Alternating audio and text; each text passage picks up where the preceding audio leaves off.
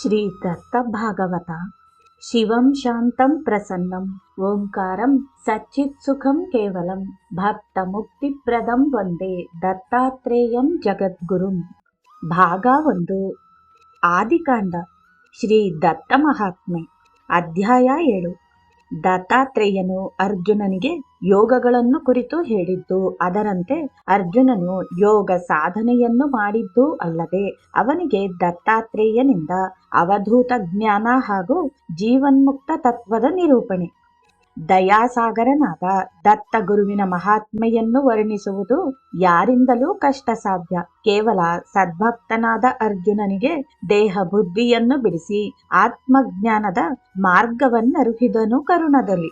ಇಷ್ಟಕ್ಕೆ ಸಾಕೆನ್ನದೆ ಅವನಿಗೆ ಯೋಗ ನಿರೂಪಣೆ ಮಾಡಿದನು. ಅದು ಎಂತೆಂದರೆ, ಅರ್ಜುನ, ಯೋಗಗಳಲ್ಲಿ ಅಷ್ಟಾಂಗ ಯೋಗಗಳುಂಟು. ಅವುಗಳೆಂದರೆ ಯಮ, ನಿಯಮ, ಆಸನ, ಪ್ರಾಣಾಯಾಮ, ಪತ್ಯಾಹಾರ, ಧ್ಯಾನ, ಧಾರಣ, ಸಮಾಧಿ ಮುಂತಾದವುಗಳು.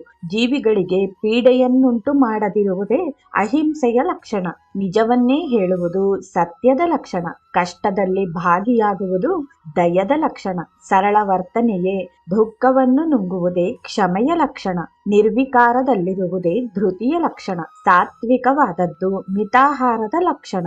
ಧ್ಯಾನವು ಅಂತರಂಗದ ಶೌಚವು. ಗುರುವಾಕ್ಯದ ಮೇಲೆ ಅಚಲ ವಿಶ್ವಾಸವಿಡುವುದೇ ಶ್ರದ್ಧೆಯು. ಅರ್ಜುನ, ಈಗ ನಿಯಮಾಂಗಗಳು ಕೇಳು. ದೇಹವನ್ನು ದಂಡಿಸುವುದು ತಪವೆನಿಸುವುದು. ದೈವ ಕೃಪೆಯಿಂದ ದೊರೆತದ್ದು ಸಂತೋಷವು.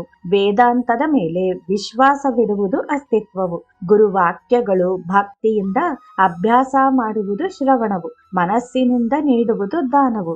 ಸರ್ವಸ್ವವನ್ನು ಭಗವಂತನಿಗರ್ಪಿಸುವುದು ಪೂಜನವು. ಗುರುವಿನಿಂದ ಉಪದೇಶ ಪಡೆದ ಮಂತ್ರಗಳು ಜಪವೆನಿಸುವುವು. ಜೋರಾಗಿ ಉಚ್ಚರಿಸುವ ಮಂತ್ರವು ಅಧಮನಾದರೆ ಮಧ್ಯವಾಗಿ ಉಚ್ಚರಿಸಲು ಮಧ್ಯಮವೆನಿಸುವುದು. ಮಾನಸಿಕ ಜಪವು ಉತ್ತಮವೆನಿಸುವುದು. ಇನ್ನು ಅಹಿಂಸೆಯೇ ಪರಮಧರ್ಮವೆನಿಸಿದೆ. ಸತ್ಯದಿಂದ ಮಂತ್ರ ಫಲವೂ ಸಿದ್ಧಿಸುವುದು. ಬ್ರಹ್ಮಚರ್ಯದಿಂದ ಬಲವು ದೊರಕುವುದು. ಪರಿಗ್ರಹದಿಂದ ಹಿಂದಿನ ಜನ್ಮದ ವೃತ್ತಾಂತ ತಿಳಿಯುವುದು.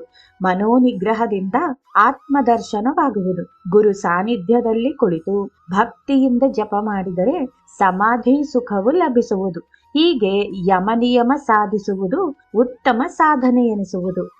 ಅರ್ಜುನ, ಇನ್ನು ಆಸನಗಳಲ್ಲಿ ಸ್ವಸ್ತಿಕಾಸನ, ಗೋಮುಖಾಸನ, ಪದ್ಮಾಸನ, ಸಿಂಹಾಸನ, ಸಿದ್ಧಾಸನ, ಮಯೂರಾಸನ, ಭದ್ರಾಸನ, ಶವಾಸನ ಮುಂತಾದವುಗಳಿವೆ. ಆ ಆಸನಗಳು ಸಾಧಿಸಲು ಕಠಿಣವಾದುದರಿಂದ ಪ್ರಶಾಂತವಾದ ವಾತಾವರಣವು ಇದಕ್ಕೆ ಮುಖ್ಯವಾಗಿದೆ. ಸ್ವಸ್ಥವಾದ ಸ್ಥಳದಲ್ಲಿ ಒಂದು ದರ್ಭೆಯನ್ನು ಹಾಕಿ ಮೇಲೆ ಮೆತ್ತನೆಯ ಬಟ್ಟೆಯನ್ನು ಹಾಸಿ ಅದರ ಮೇಲೆ ಆಸನ ವಿಧಿಯಂತೆ ಕುಳಿತುಕೊಳ್ಳಬೇಕು. ದೇಹ ಮತ್ತು ಕುತ್ತಿಗೆಯನ್ನು ನೇರವಾಗಿಟ್ಟುಕೊಂಡು ಅತ್ತಿತ್ತ ಕದಲದಂತೆ ಮೂಗಿನ ತುದಿಯನ್ನು ದೃಷ್ಟಿಸಬೇಕು.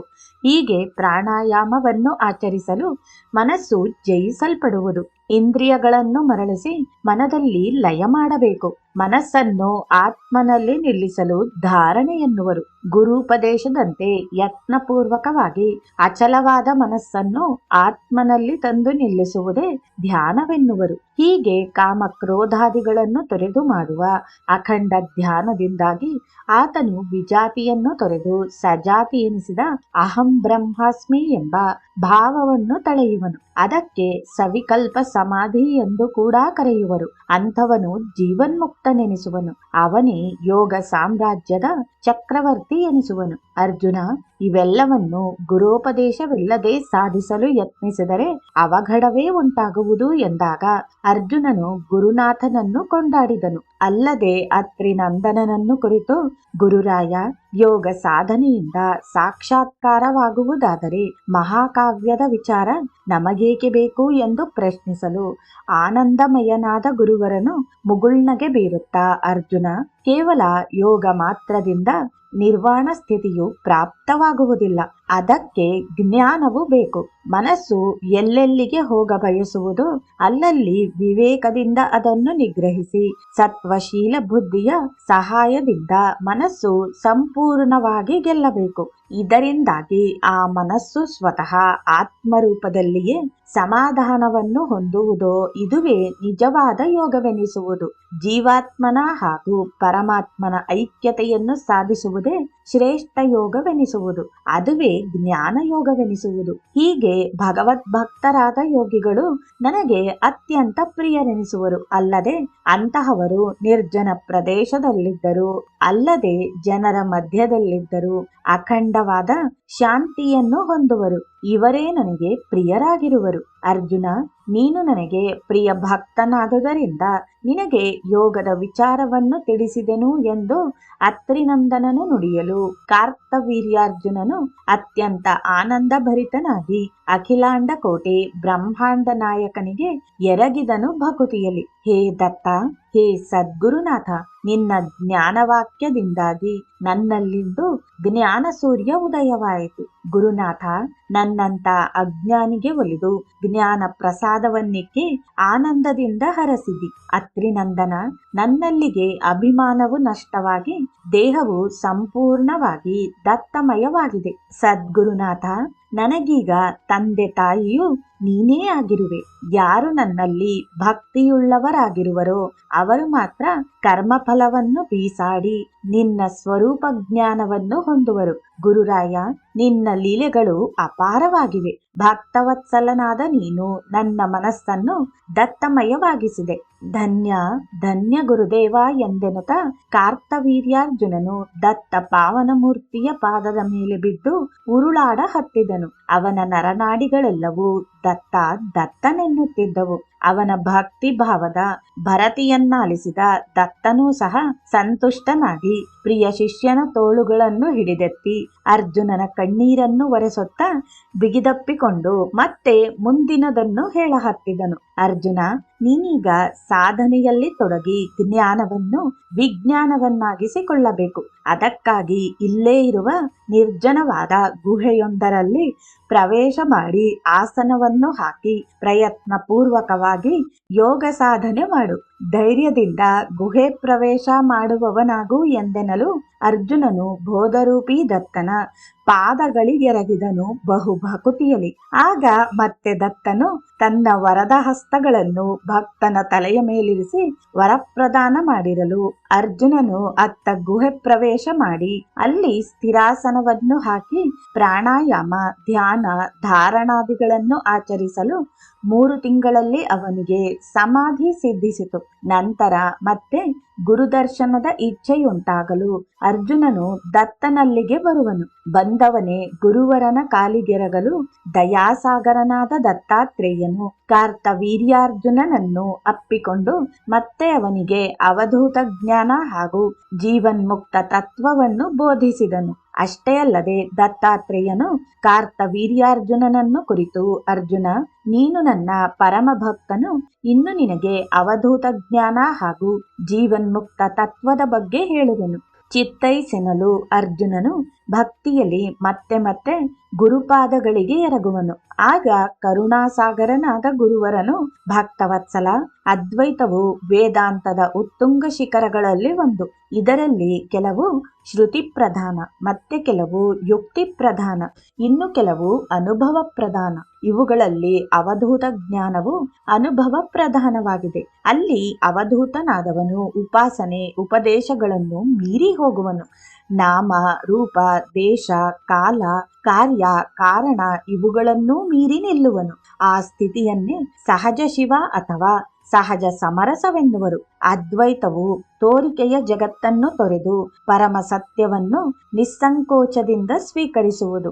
ಎಲ್ಲ ದೇವತೆಗಳನ್ನು ಮೀರುವಂತೆ ಮಾಡಿ ಸೂರ್ಯ, ಚಂದ್ರ, ನಕ್ಷತ್ರ ಇವೆಲ್ಲಕ್ಕಿಂತ ಮೇಲಾದ ಆತ್ಮನನ್ನೇ ಪರಮ ಪದವಿಗೆ ಏರಿಸುವುದು. ಪರಮ ಸತ್ಯವು ಪ್ರತಿಯೊಂದು ವಸ್ತುವಿನಲ್ಲಿಯೂ ರಾರಾಜಿಸುವುದು. ಅದನ್ನು ಪಡೆಯಬೇಕಾದರೆ ಪ್ರಾತಿಭಾಷಿಕ ಜಗತ್ತನ್ನು ಬಿಟ್ಟು ಪೂರ್ಣತ್ವವನ್ನು ಹಿಡಿಯಬೇಕು. ಈ ಸತ್ಯವನ್ನೇ ಅವಧೂತ ಜ್ಞಾನವೆಂದು ತಿಳಿ. ಅಲ್ಲದೆ ಅರ್ಜುನ, ಇಲ್ಲಿ ಆತ್ಮವೇ ಸರ್ವವೂ ಆಗಿರುತ್ತಾನೆ. ಇಲ್ಲಿ ಭೇದವೂ ಇಲ್ಲ, ಅಭೇದವೂ ಇಲ್ಲ. ಇದನ್ನು ಆಸ್ತಿ ಅಥವಾ ನಾಸ್ತಿ ಎಂದು ಹೇಳಲಾಗದು. ಇದೊಂದು ವಿಸ್ಮಯ. ಅಂತಹ ವಿಮೋತೀತವಾದ ನಿರಂತರವಾದ ಸರ್ವವನ್ನೂ ಒಳಗೊಂಡ ಆತ್ಮನೇ ನಾನು. ಹಾಗಾಗಿ ಸರ್ವತ್ರವೂ ಇರುವ ಆತ್ಮನನ್ನು ಕುರಿತು ನಿರಂತರವೂ ಚಿಂತಿಸು. ಕೇಳು ಅರ್ಜುನ, ನಿನಗೆ ಹುಟ್ಟೂ ಇಲ್ಲ, ಸಾವೂ ಇಲ್ಲ. ನಿನಗೆ ಎಂದು ದೇಹವೇ ಇರಲಿಲ್ಲ. ಇದಕ್ಕೆ ಶ್ರುತಿಯು ಸರ್ವವು ಬ್ರಹ್ಮವೆಂದು ವಿವರಿಸುತ್ತದೆ. ನಿನಗೆ ಮತ್ತು ನನಗೆ ಸಂಯೋಗವೂ ಇಲ್ಲ, ವಿಯೋಗವೂ ಇಲ್ಲ. ನಿಜವಾಗಿಯೂ ನಾನೂ ಇಲ್ಲ, ನೀನೂ ಇಲ್ಲ. ಆತ್ಮನೊಬ್ಬನೇ ಸತ್ಯ.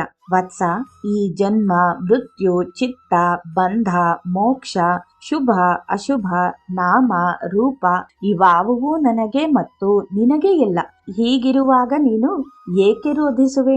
ನೀನು ವಿಶುದ್ಧವಾದ ಅವ್ಯಯವಾದ ದೇಹವಿಲ್ಲದ ಜನ್ಮವಿಲ್ಲದ ಸಮಾನ ತತ್ವ. ಹೀಗಿರುವಾಗ ಆತ್ಮನ ವಿಷಯದಲ್ಲಿ ಭ್ರಾಂತಿಯನ್ನು ಹೇಗೆ ಹೊಂದುವುದು?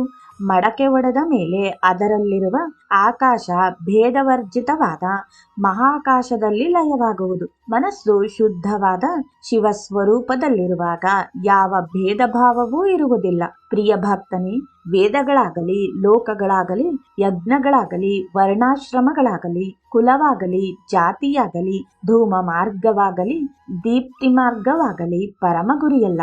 ಏಕರೂಪವಾಗಿರುವ ಬ್ರಹ್ಮವೊಂದೇ ಅವಧೂತ ತತ್ವ. ಅದೇ ಪರಮಾರ್ಥ ತತ್ವ. ನಾನು ಏನು ಮಾಡಲಿ, ಏನು ತಿನ್ನಲಿ, ಯಾವುದನ್ನು ಹೋಮ ಮಾಡಲಿ, ಯಾವ ದಾನವನ್ನು ಕೊಡಲಿ ಎಂದೆನಲು ಇವುಗಳಿಗೂ ನನಗೂ ಸಂಬಂಧವಿಲ್ಲವೆಂದು ತಿಳಿ. ಪರಮ ಭಕ್ತನೇ, ನನಗೆ ಆದಿ ಮಧ್ಯ ಅಂತ್ಯ ಇವುಗಳಿಲ್ಲ. ಎಂದೂ ನಾನು ಬದ್ಧನಲ್ಲ. ನಾನು ಸ್ವಭಾವತಃ ನಿರ್ಮಲನು. ಇದೇ ನನ್ನ ದೃಢವಾದ ಮತವಾಗಿದೆ. ಇಲ್ಲಿ ಮಹತ್ತಿನಿಂದ ಹಿಡಿದು ಜಗತ್ತಿನವರೆಗೆ ನನಗೆ ಯಾವುದೂ ಕಾಣುವುದೇ ಇಲ್ಲ. ಎಲ್ಲವೂ ಬ್ರಹ್ಮವೇ ಆಗಿರುವಾಗ ಅಲ್ಲಿ ವರ್ಣಾಶ್ರಮಗಳಾದರೂ ಎಲ್ಲಿ? ಆತ್ಮನು ಪುರುಷನೂ ಅಲ್ಲ, ಸ್ತ್ರೀಯೂ ಅಲ್ಲ, ನಪುಂಸಕನೂ ಅಲ್ಲ. ಅವನು ಜ್ಞಾನವೂ ಅಲ್ಲ, ಕಲ್ಪನೆಯೂ ಅಲ್ಲ. ಹೀಗಾಗಿ ಪಂಚಭೂತಗಳಿಂದಾದ ದೇಹವೂ ಅಲ್ಲ, ವಿದೇಹವೂ ಅಲ್ಲ. ಇಲ್ಲಿ ಆತ್ಮನೇ ಸರ್ವವೂ ಆಗಿರುವನು. ಜಲವನ್ನು ಜಲದೊಂದಿಗೆ ಬೆರೆಸಿದರೆ ಅದು ಹೇಗೆ ಭೇದವಿಲ್ಲದೆ ಜಲವಾಗುವುದೋ ಹಾಗೆಯೇ ಪ್ರಕೃತಿ ಪುರುಷರು ಅಭಿನ್ನರೆಂದು ತಿಳಿ. ಇನ್ನು ನಾನು ಹುಟ್ಟಿದವನೂ ಅಲ್ಲ, ಸತ್ತವನೂ ಅಲ್ಲ. ನನಗೆ ಶುಭ ಅಶುಭ ಕರ್ಮಗಳೂ ಇಲ್ಲ. ವಿಶುದ್ಧವಾದ ನಿರ್ಗುಣವಾದ ಬ್ರಹ್ಮವೇ ನಾನಾಗಿರಲು ನನಗೆ ಬಂಧನ ಮುಕ್ತಿಗಳಲ್ಲಿ. ಭಕ್ತನೇ, ನಿನಗೆ ತಂದೆ ತಾಯಿಗಳಿಲ್ಲ, ಬಂಧು ಭಗಿನಿಯರಿಲ್ಲ, ಸತಿಸುತರಿಲ್ಲ. ಯಾರು ನಿನ್ನವರಿಲ್ಲ ಅಂದ ಮೇಲೆ ನಿನಗೆ ದುಃಖವೆಲ್ಲಿ? ಹೀಗಾಗಿ ಅವಧೂತನಾದವನು ನಾನೊಬ್ಬನೇ ಸಮರಸ ಮಾತ್ರನಾಗಿ ಒಂದು ಶೂನ್ಯದಲ್ಲಿ ಸುಖದಿಂದಿರುವವನು ಅಥವಾ ಗರ್ವ ತೊರೆದು ನಗ್ನನಾಗಿ ಚಲಿಸುವನು. ಏಕೆಂದರೆ ಅವನಿಗೆ ಎಲ್ಲವೂ ತನ್ನ ಆತ್ಮನಲ್ಲಿಯೇ ದೊರಕುವುದು. ಅಂತಹ ಅವಧೂತನ ಮಹತಿಯು ಮಂತ್ರೋಚ್ಚಾರಣೆಯಿಂದ ದೊರಕದು, ಛಂದೋಲಕ್ಷಣದಿಂದಲೂ ದೊರಕದು. ಭಾವ ಪರಿಶುದ್ಧವಾಗಿ ಸಮರಸದಲ್ಲಿ ಮಗ್ನನಾದ ಮೇಲೆ ಇದು ಪ್ರಾಪ್ತವಾಗುವುದು. ಇದೇ ಪರಮ ಅವಧೂತ ವಚನವೆಂದು ತಿಳಿ ಎನ್ನಲು ಕಾರ್ತವೀರ್ಯಾರ್ಜುನನು ಪರಮಭಾವ ಪರವಶನಾದನು. ಅರ್ಜುನನ ಮೈ ಬೆವರ ಹತ್ತಿತು. ನಖಶಿಕಾಂತ ರೋಮಾಂಚನವಾಗಿ ಅವನ ರೋಮಗಳು ಗುರುದತ್ತನಲ್ಲಿ ನವಿರೆದ್ದು ಕುಣಿದಾಡಿದವು. ಮಣಿದನು ಮತ್ತೆ ಗುರುದತ್ತನ ಪಾದಕಮಲದಲ್ಲಿ. ಈಗ ಭಕ್ತವತ್ಸಲನಾದ ಅತ್ರಿನಂದನನು ಭಕ್ತನಾದ ಅರ್ಜುನನ ತೋಳುಗಳನ್ನು ಹಿಡಿದೆತ್ತಿ ಬಿಗಿದಪ್ಪಿದನು. ಅಲ್ಲದೆ ಪ್ರೀತಿಯಲ್ಲಿ ಅರ್ಜುನನ ಮೈದಡವುತ್ತಾ, ಅರ್ಜುನ, ಇನ್ನು ಕೇಳೆಂದನು ಜೀವನ್ಮುಕ್ತ ತತ್ವವನ್ನು. ಆಗ ಪರಮ ಭಕ್ತನಾದ ಅರ್ಜುನನು, ಹೇ ದೇವಾದಿದೇವನೇ, ಪೇಳೆಂದನು ಹರುಷದಲ್ಲಿ. ಆಗ ಚಿತಾನಂದನನಾದ ದತ್ತಾತ್ರೇಯನು ಅರ್ಜುನನನ್ನು ಕುರಿತು, ಭಕ್ತನಂದನನೇ, ಜೀವವೇ ಶಿವಸ್ವರೂಪಿ ಎನ್ನುವ ತತ್ವವೇ ಜೀವನ್ಮುಕ್ತ ತತ್ವವೆಂದು ತಿಳಿ. ಅಂದರೆ ಜಗತ್ತಿಗೆ ಬೆಳಕು ನೀಡುವವನು ರವಿಯೊಬ್ಬನೇ ಇರುವಂತೆ ಎಲ್ಲ ಭೂತಾದಿಗಳಲ್ಲಿ ಇರುವ ಬ್ರಹ್ಮನು ಒಬ್ಬನೇ ಆಗಿರುವನು. ಈ ಅನುಭವವೇ ಸಮಖ್ಯ. ಅದೇ ಜೀವನ್ಮುಕ್ತಿ. ಜಲದೊಳಗಣ ಚಂದ್ರ ಒಬ್ಬನೇ ಇದ್ದರೂ ಕಣ್ಣಿಗೆ ಬಹುರೂಪದಲ್ಲಿ ಕಾಣುವಂತೆ ಏಕಾತ್ಮವು ಬಹುರೂಪದಲ್ಲಿ ಕಾಣುತ್ತದೆ. ಹಾಗೆಯೇ ಎಲ್ಲರಲ್ಲೂ ಬ್ರಹ್ಮನಿದ್ದಾನೆ. ಏಕಮೈವ ಅಂದರೆ ಭೇದರಹಿತವಾದದ್ದೇ ಆತ್ಮದೃಷ್ಟಿ. ಆತ್ಮವು ಗಗನಕ್ಕಿಂತಲೂ ವ್ಯಾಪಕ. ಆದ್ದರಿಂದ ಕರ್ಮೇಂದ್ರಿಯ ವ್ಯಾಪಾರ ರಹಿತ ಧ್ಯಾನ ವರ್ಜಿತ ಚಿತ್ತದಿಂದ ಆತ್ಮ ಅನುಭವಿಸಿದರೆ ಅದೇ ಜೀವನ್ಮುಕ್ತ ಶರೀರ. ಸಂರಕ್ಷಣೆಗಾಗಿರುವ ಕರ್ಮಶೋಕ, ಅದಕ್ಕಾಗಿ ಮೋಹವರ್ಜನೆಯೇ ಜೀವನ್ಮುಕ್ತಿ. ಅರ್ಜುನ, ಜಗದೀಶ್ವರನು ಆಕಾಶ ವ್ಯಾಪಿತ ಚಿನ್ಮಯ ಸಕಲಭೂತಿ ಸಹಿತ ಆತ್ಮದೃಷ್ಟಿ ಹೀಗಿದ್ದರೆ ಅದೇ ಜೀವನ್ಮುಕ್ತಿ. ಎಲ್ಲವೂ ಅನಾದಿ ಜೀವ ಶಿವ ಸ್ವರೂಪವಾದದ್ದು. ಅದನ್ನೇ ಅರ್ಥ ಮಾಡಿಕೊಂಡರೆ ವೈರತ್ವವು ನಾಶವಾಗುತ್ತದೆ. ಆತ್ಮವು ಗುರುಸ್ವರೂಪ, ಚಿದಾಕಾಶವೂ ನಿರ್ಲೇಪ. ಇದು ಗತ ಅಗತ ಭಾವನೆಯನ್ನು ನಾಶಗೊಳಿಸುತ್ತದೆ. ಆದ್ದರಿಂದ ಅಭ್ಯಾಸದಲ್ಲಿ ರಮಿಸಿದ ಮನ ಧ್ಯಾನದಲ್ಲಿ ಲಯ ಹೊಂದುತ್ತದೆ. ಅದಕ್ಕೆ ಬಂಧ ಮೋಕ್ಷದ ದ್ವಂದ್ವ ಇರದಿದ್ದರೆ ಅದೇ ಜೀವನ್ಮುಕ್ತಿ. ಇನ್ನು ಬ್ರಹ್ಮ ಸ್ವರೂಪದಲ್ಲಿ ರಮಿಸುವವನು, ಪ್ರಕೃತಿ ಗುಣವರ್ಜಿಸುವನು, ಬ್ರಹ್ಮರಸ ಸ್ವಾದಿಸುವವನು ಜೀವನ್ಮುಕ್ತನು. ಧ್ಯಾನದಲ್ಲಿ ಬೆಳಕು ಕಾಣುವವನು ಮನಸ್ಸು ಅದೇ ರೀತಿ ವ್ಯಕ್ತಗೊಳಿಸುವನು. ಸೋಹಂ ಹಂಸ ಅನುಭವಿಸುವವನು ಜೀವನ್ಮುಕ್ತನು. ಆತ್ಮವು ಶಿವಶಕ್ತಿ ಒಳಗೊಂಡಿರುತ್ತದೆ. ಹೃದಯದೊಳಗೆ ಸಿಂಹ ಬ್ರಹ್ಮಾಂಡದ ಮೋಹವಿರುತ್ತದೆ. ಈ ಚಿತ್ ಸ್ವರೂಪ ಅರಿತವನಿ ಜೀವನ್ಮುಕ್ತನು. ಅರ್ಜುನ, ಮತ್ತೆ ಆಲಿಸು. ಯಾರ ಮನಸ್ಸು ಜಾಗೃತ್, ಸ್ವಪ್ನ, ನಿದ್ರಾವಸ್ಥೆಯನ್ನು ದಾಟಿ ತುರ್ಯಾವಸ್ಥೆಯಲ್ಲಿ ಸೋಹಂ ಮನನಗೊಳ್ಳುತ್ತದೆಯೋ ಅದೇ ಜೀವನ್ಮುಕ್ತ. ರತ್ನವನ್ನು ಸೂತ್ರದೊಳಗೆ ಪೋಣಿಸಿದಂತೆ ಚಿದಾಕಾಶ ಸೋಹಂ ಜ್ಞಾನ ಬ್ರಹ್ಮ ನಿರಾಕಾರ ನಿರ್ಗುಣ ತತ್ವವೇ ಜೀವನ್ಮುಕ್ತ. ಭೇದ ಅಭೇದ ಸಂಕಲ್ಪ ವಿಕಲ್ಪ ವಿಸರ್ಜಿಸಿ ಮನಸ್ಸು ಉನ್ನತೀಕರಣಗೊಳಿಸಿದರೆ ಅದೇ ಜೀವನ್ಮುಕ್ತ. ಅಲ್ಲದೆ ಮನ ದೃಢಗೊಂಡರೆ ಮೋಕ್ಷ ಲಭಿಸುತ್ತದೆ. ಪ್ರಾಜ್ಞರು ಇದನ್ನೇ ಸಿದ್ಧ ಸಿದ್ಧಾಂತ ಎನ್ನುತ್ತಾರೆ. ಅದೇ ಜೀವನ್ಮುಕ್ತ.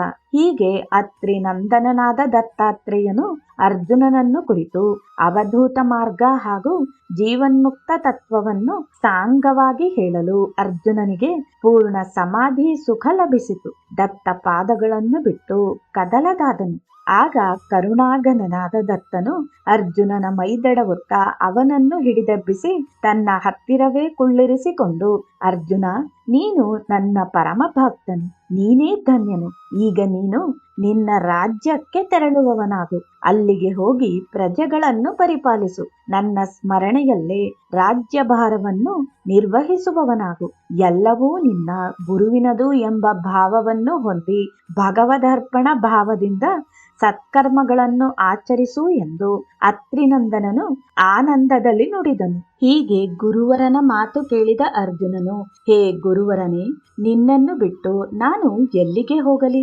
ನಾನು ನಿನ್ನ ಪಾದ ಸನ್ನಿಧಿಯಲ್ಲೇ ಇರುವೆನೆಂದು ನುಡಿಯಲು ಅದಕ್ಕೆ ಪ್ರತಿಯಾಗಿ ದತ್ತನು, ಹೇ ಭಕ್ತ ಅರ್ಜುನ, ನನ್ನ ವಾಕ್ಯವನ್ನು ಪಾಲಿಸುವವನಾಗು. ಸಸ್ವರೂಪದಲ್ಲಿ ಚಿತ್ತವನ್ನಿಟ್ಟು ಬಾಹ್ಯಾಚರಣೆಗಳನ್ನು ಮಾಡು. ನಿನ್ನ ಸ್ವಾರ್ಥವೇನು ಇದರಲ್ಲಿ ಇಟ್ಟುಕೊಳ್ಳದೆ ಪರೋಪಕಾರಾರ್ಥವಾಗಿ ನಿನ್ನ ಕಾರ್ಯವನ್ನು ಮಾಡುತ್ತಾ ಸದ್ಧರ್ಮವನ್ನಾಚರಿಸು. ಅರ್ಜುನ, ಗುರುಪದೇಶದಿಂದ ಜೀವನ್ಮುಕ್ತನಾದವನು ಜನಗಳ ಮಧ್ಯದಲ್ಲಿದ್ದರೂ ಯಾವುದಕ್ಕೂ ಅಂಟದೆ ನಿರ್ಲಿಪ್ತನಾಗಿಯೇ ಇರುವನು. ನಾನು ನೀನು ಎಂಬ ದ್ವೈತ ಭಾವ ಅವನಿಗಿರುವುದಿಲ್ಲ. ಅರ್ಜುನ, ಶ್ರೇಷ್ಠರಾದವರ ಮಾರ್ಗವನ್ನು ಮಿಕ್ಕವರು ಅನುಸರಿಸುವರು. ನೀನಾದರೋ ಪ್ರಾರಬ್ಧವಿರುವ ತನಕ ಕರ್ತವ್ಯ ಕರ್ಮಗಳನ್ನು ಮರೆಯದಿರು. ಇನ್ನು ನೀನು ನಿನ್ನ ನಗರಕ್ಕೆ ತೆರಳು. ಪ್ರಜೆಗಳನ್ನು ಪರಿಪಾಲಿಸು. ದಾನ ಧರ್ಮಗಳನ್ನು ಮಾಡುವವನಾಗು. ಆಗಾಗ ಬಂದು ನನ್ನ ದರ್ಶನವನ್ನು ತೆಗೆದುಕೋ. ಮತ್ತೆ ರಾಜ್ಯಭಾರ ಮಾಡುವಾಗ ನಿನ್ನ ದತ್ತ ಗುರುವನ್ನು ಮರೆಯದಿರು. ಜೀವನ್ಮುಕ್ತನಾದ ನೀನು ಅನಾಸಕ್ತನಾಗಿ ಪ್ರಾರಬ್ಧ ಭೋಗಗಳನ್ನು ಅನುಸರಿಸಿಯಾದರೆ ವಿದೇಹಿ ಮುಕ್ತತೆಯು ನಿನಗುಂಟಾಗುವುದು. ಈ ಮಾತು ತ್ರಿಕಾಲ ಸತ್ಯ ಎಂದು ದತ್ತ ಗುರುವರನು ನುಡಿದನು. ಇಂದು ಗುರುವರನ ಮಾತು ಮನಃಪೂರ್ವಕವಾಗಿ ಏಕಚಿತ್ತದಿಂದ ಆಲಿಸಿದ ಕಾರ್ತವೀರ್ಯಾರ್ಜುನನು ಶ್ರೀ ದತ್ತನ ವಚನವನ್ನು ಶಿರಸಾವಹಿಸಿಕೊಂಡು ಗುರುಪಾದಗಳಿಗೆ ಮತ್ತೆ ಮತ್ತೆ ಭಕ್ತಿ ಪೂರ್ವಕವಾಗಿ ಎರಗುತ್ತಾ ಗುರುನಾಥ, ಸದಾ ನನ್ನ ಅಂತರಾತ್ಮನು ನಿನ್ನ ಸ್ಮರಣೆಯಲ್ಲಿರಲಿ ಎಂದು ಕಣ್ಣೀರಿಡುತ್ತಾ ಮತ್ತೆ ಮತ್ತೆ ನಮಿಸಲು ಬಿಗಿದಪ್ಪಿದನು. ಗುರುವರನು ಹರಸಿ ಕಳುಹಿಸಿದನು ಅರ್ಜುನನ ಪ್ರೇಮದಲ್ಲಿ ಹಾರೈಸಿ. ಅತ್ತ ದತ್ತಾತ್ರೇಯನ ಪೂರ್ಣ ಕೃಪೆಯಾದ ಅರ್ಜುನನು ತನ್ನ ನಗರಕ್ಕೆ ಹೋಗಲು ನಗರವಾಸಿಗಳು ರಾಜನನ್ನು ಸಂಭ್ರಮಾಚರಣೋಪಾದಿಯಾಗಿ ಸ್ವಾಗತಿಸುವರು. ಅರ್ಜುನನ 16,000 ಸತಿಯರು ಆತನನ್ನು ಸ್ವಾಗತಿಸಿ ರಾಜಮಂದಿರದೊಳಗೆ ಬರಮಾಡಿಕೊಂಡರು. ಅರ್ಜುನನು ತನ್ನ ರಾಜ್ಯಾಡಳಿತವನ್ನು ಸ್ವೀಕರಿಸಿ ಸಪ್ತ ದ್ವೀಪಗಳನ್ನು ಬಹುಪರಿಪರಿಯಾಗಿ ಪರಿಪಾಲಿಸತೊಡಗಿದನು. ನ್ಯಾಯ, ನೀತಿ, ಧರ್ಮದಿಂದ ರಾಜ್ಯಭಾರವನ್ನು ನಿರ್ವಹಿಸತೊಡಗಿದನು. ಸದಾ ಗುರು ಚಿಂತನೆಯಲ್ಲಿದ್ದುಕೊಂಡು ಧರ್ಮಯುಕ್ತವಾಗಿ ರಾಜ್ಯಭಾರ ಮಾಡುತ್ತಿದ್ದನು. ಇವನ ರಾಜ್ಯದಲ್ಲಿ ಯಾರಿಗೂ ಅಕಾಲ ಮೃತ್ಯುಗಳು ತಲೆದೋರುತ್ತಿರಲಿಲ್ಲ. ಕಳ್ಳ ಕಾಕರ ಕ್ರೂರ ಪ್ರಾಣಿಗಳ ಭಯವಿರಲಿಲ್ಲ. ಕ್ಷಾಮ ಡಾಮರುಗಳು ತಲೆದೂರದೆ ಎಲ್ಲರೂ ಸುಖದಿಂದ ಬಾಳುತ್ತಿದ್ದರು. ಹೀಗಿರಲು ರಾಜನು ಒಂದು ಸಲ ದೇಶ ಸಂಚಾರ ಮಾಡುತ್ತಿರುವಾಗ ದುರಾಚಾರಿಯಾದ ಕಾರ್ಕೋಟಕನ ಮಗನನ್ನು ನೋಡುವನು. ತಕ್ಷಣವೇ ಆತನ ಬಳಿಗೆ ತೆರಳಿ ಅವನನ್ನು ಬಂಧಿಸಿ ಕಾರ್ಕೋಟಕನ ರಾಜ್ಯವನ್ನು ವಶಪಡಿಸಿಕೊಂಡನು. ಅಲ್ಲಿ ಒಂದು ಸುಂದರ ನಗರವನ್ನು ನಿರ್ಮಿಸಿದನು. ಮುಂದೊಂದು ದಿನ ತನ್ನ 1,000 ಸತಿಯರನ್ನು ಕರೆದುಕೊಂಡು ನರ್ಮದಾ ನದಿ ತೀರಕ್ಕೆ ಹೋಗಿ ಅಲ್ಲಿ ತನ್ನೆಲ್ಲಾ ಸತಿಯರೊಂದಿಗೆ ಜಲಕ್ರೀಡೆಯಾಡಲು ನರ್ಮದೆಯು ಪೂರ್ವಕ್ಕೆ ಹೊರಳಿತು. ಅದನ್ನು ಕಂಡು ಕೋಪಗೊಂಡ ಪಶ್ಚಿಮ ಸಾಗರನು ಮೇಲೆರಗಿ ಬರಲು ಅರ್ಜುನನು ತನ್ನ 1,000 ತೋಳುಗಳಿಂದ ಪಶ್ಚಿಮ ಸಾಗರನಿಗೆ ಬಡಿದು ಬಲಹೀನ ಮಾಡಿದನು. ಹೀಗೆ ಜೀವನ್ಮುಕ್ತನು ವಿಷಯ ವಿರತಿಯನ್ನು ಹೊಂದಿದ್ದರೂ ಸಾಕು, ನಿಷ್ಕಾಮನಾಗಿದ್ದರೂ ಸಾಕು, ಅವನಲ್ಲಿ ಪ್ರಾರಬ್ಧದ ಪರಿಣಾಮವಾಗಿ ಇಂದ್ರಿಯಗಳು ವಿಷಯಗಳನ್ನು ಅನುಭವಿಸುವವು. ಜೀವನ್ಮುಕ್ತನೆಂದರೆ ಶಿಲೆಯಂತೆ ಕುಳಿತುಕೊಳ್ಳುವವನು ಎಂದರ್ಥವಲ್ಲ. ಆತನು ಮಾಡಿಯೂ ಮಾಡದಂತೆ ಇರುವವನು. ಹಾಗಾಗಿ ಆತನು ಹೇಗೆ ವರ್ತಿಸಿದರೂ ಆತನಲ್ಲಿರುವ ಆತ್ಮಜ್ಞಾನವು ನಷ್ಟಗೊಳ್ಳುವುದಿಲ್ಲ. ಪ್ರಾರಬ್ಧದ ಕರ್ಮವು ಆತ್ಮಜ್ಞಾನಕ್ಕೆ ಇರಲಾರದು. ತತ್ವಜ್ಞಾನಿಯಾದವನು ಪ್ರಾರಬ್ಧವನ್ನು ಭೋಗಿಸುತ್ತಲೇ ಜನರ ನಡುವೆ ಇದ್ದರೂ ಆತನ ಜ್ಞಾನಕ್ಕೆ ಯಾವ ಬಾಧೆಯೂ ಉಂಟಾಗದು. ಅದಕ್ಕಾಗಿ ಭೋಗಿಗಳಿಗೂ ಹಾಗೂ ಯೋಗಿಗಳಿಗೂ ಭೂಮ್ಯಾಕಾಶದಷ್ಟು ಅಂತರವಿರುವುದು. ಇದರಿಂದಾಗಿ ಜ್ಞಾನಿಯಾದವನ ಆತ್ಮಸ್ಥಿತಿಗೆ ಯಾವುದು ಬಾಧಕವಾಗಲಾರದು. ಹೀಗೆ ಕಾರ್ತವೀರ್ಯಾರ್ಜುನನು ರಾಜನು ಜ್ಞಾನಿಯೂ ಆಗಿ ಎಲ್ಲವುಗಳಲ್ಲಿ ಆತ್ಮದೃಷ್ಟಿಯಿಂದ ಅಸಂಗತನಾಗಿದ್ದನು ಎನ್ನುವಲ್ಲಿಗೆ ಈ ಅಧ್ಯಾಯವು ಮುಕ್ತಾಯವಾಗುತ್ತದೆ. ಜೈ ಗುರುದೇವ ದತ್ತ.